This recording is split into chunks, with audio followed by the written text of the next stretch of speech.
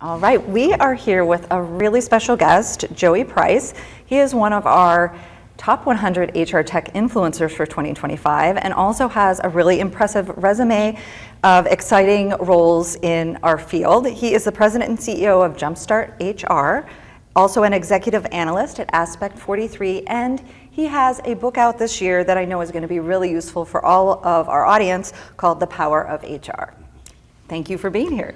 Thank you for having me. Yeah, this is really exciting. Ever since we had the chance to meet earlier this year, I've been paying attention to some of your audience and some of the folks that talk to you, and I know you're really influential in conversations with CHROs, leaders of HR departments. And one of the things that I know is a passion of yours is the new role of the CHRO. Yes. So do you want to tell us a little bit about how you've seen that role shift recently, and maybe a little bit about what you think is driving that? Sure.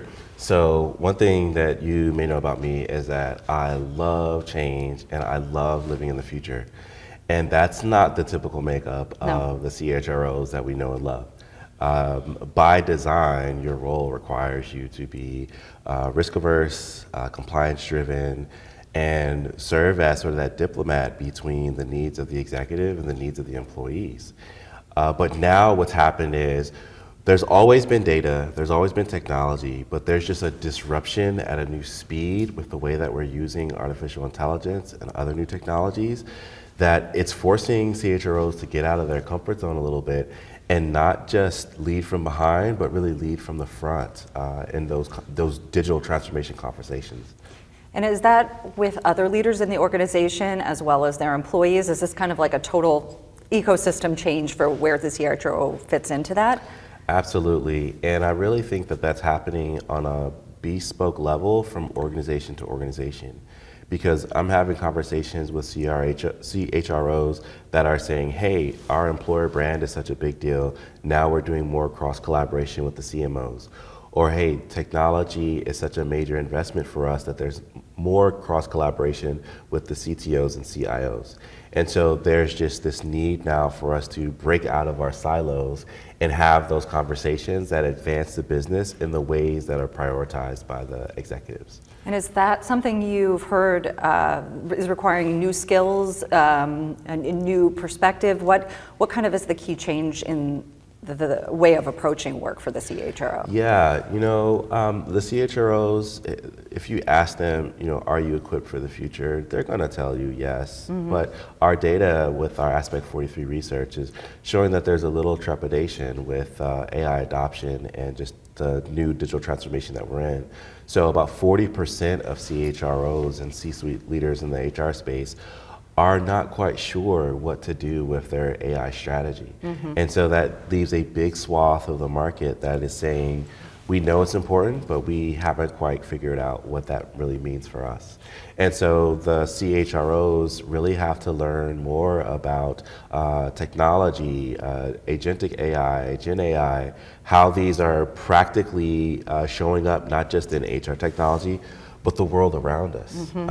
And then how can they then leverage it for their teams to win?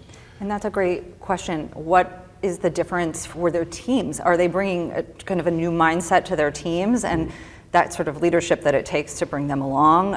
Is that different these days and will continue to be different? It's going to continue to be different. I think that this conversation around AI adoption is going to happen in two phases. There's going to be the bright side and the dark side. Mm-hmm. I think the bright side now is, hey, let's adopt these tools. They make us more efficient. They make us run better. I like to look at artificial intelligence as the Iron Man suit. Like you put it on and you can do things that you weren't capable of. Matter of fact, I was just having a meeting with a company that was talking about a case study and how historically the talent leader would be sitting in meetings, multitasking and looking through 90 resumes a day, mm-hmm. all throughout the day while they're in meetings. But now with the tool that they were able to deploy, they don't have to start with those 90 resumes a day. They're able to provide assessments to candidates and then from that take a look at who's scoring the best and target those candidates. So we're seeing efficiencies happening, right? We're seeing HR leaders get more time in their day. That's the bright side. But the dark side is going to be once your C-suite leaders and even your HR leaders see that maybe we have to have conversations about headcount. Are we as lean as we could be? And so that's the uncomfortable thing that's not being said yet, but I just know that we're headed there. If I had to forecast the next 5 years, I'd say we're headed there for sure. Yeah, I was having a conversation with CHRO this week, and we were talking about maybe you're going to have to go to your sales manager, your top salespeople. You're going to be asking them to do things differently, and that's not an easy conversation when what it may look like it's working for a really high performer needs to change to meet the organizational needs. I feel like it's kind of a provocative space that's probably a challenge for CHROs. You think that's just going to get more and more common that they find themselves there? I do, and I think that's going to be required for the longevity and relevancy of an organization to be able to run with salary budgets on target with the projections of the overall budgets. Yeah. Do you think that HR leadership will be a market differentiator for leading companies for in sure, the future? For sure. And we're seeing that in our research with respect to the involvement that the C-suite has now on HR buying. They're the final sign-off on many of these transactions. And I like to look at it not from the standpoint of the CEOs micromanaging the CHRO, but more like the CEOs like, oh, I'm reading in the news how important this is. My peers are telling me that the path forward is through looking at our labor. So I think I should be more involved in that. So I like to look at that as the CEO now really and truly embracing the importance of the HR department. Oh, for sure. HR issues and talent issues, they make the headlines in the Wall Street Journal, the New York Times, the big papers. Talent in HR is at the top right now. So maybe that wasn't always as attention grabbing. I'm sure it is in certain seasons, but now I feel like it's right up there. So maybe that's kind of what you're saying. This is a disruption to what it would have been considered a stability, because the news is just coming, like landing right in the wheelhouse of HR. Yeah, and I mean, we've had volatility swings, right? We've had quiet firing, we've had quiet hiring, everything's so silent, right? Yes. But because of the state of our global economy, and even with the technology that we've been talking about in this time together, these market moves are no longer quiet. They're loud, and so we've got to, as HR leaders, be paying attention to that and putting the things in action that will help our businesses. So I think I can kind of come up with in my head a few big disruptors, I think, over the last 5 years, including the effects of the pandemic and changing how we work. But are there some other disruptors that are less noticeable that HR leaders are dealing with now that is going to shape their role for the future? Well, one that's really important is the role of salaries. And I was looking at some economic studies that said basically if you did not job hop, you missed the opportunity to come in at a higher salary, because now salaries are flatter than they were years ago. And so I think the pendulum has now shifted away from employee experience is always important, it's always going to be important. But now the overemphasis on productivity and the ball is truly in the employer's court with respect to employment decisions. So that's a big one to pay attention to. What is your research showing about productivity in HR for businesses? Has that started to materialize, some of the things that we're hearing about what AI can do? Well, interesting. I'd love to paint a rosy picture, but our research shows that 3 out of every 4 HR leaders are unhappy with their tech stack.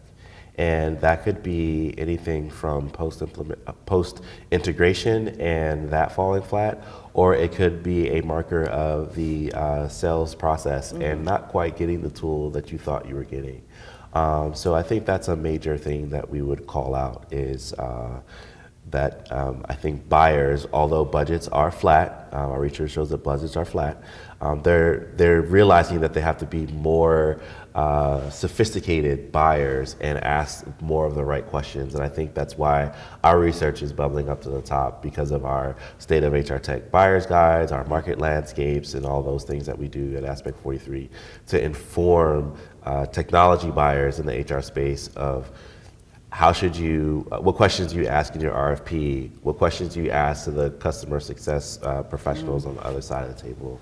But it's not a rosy picture, so we're still all trying to figure this out, I think. Yeah, we are, and it's relatively new, even though we feel like it's been so predominant. It is still an environment we're getting used to. Yeah.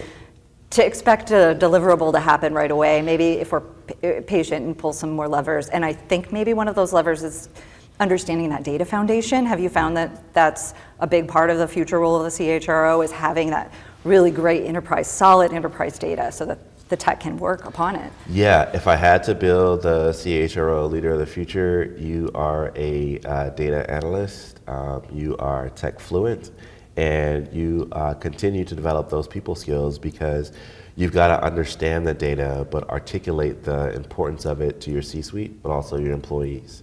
Because with the C-suite, you're going to have to get the buy-in of, hey, this is the right tool we need and why. Mm-hmm. And then for your employees, you've got to say, hey, I know that we've been on this stack of tools forever, and I know it's disruptive that maybe we're changing your payroll, maybe we're changing your learning management software, maybe we're changing your recognition software.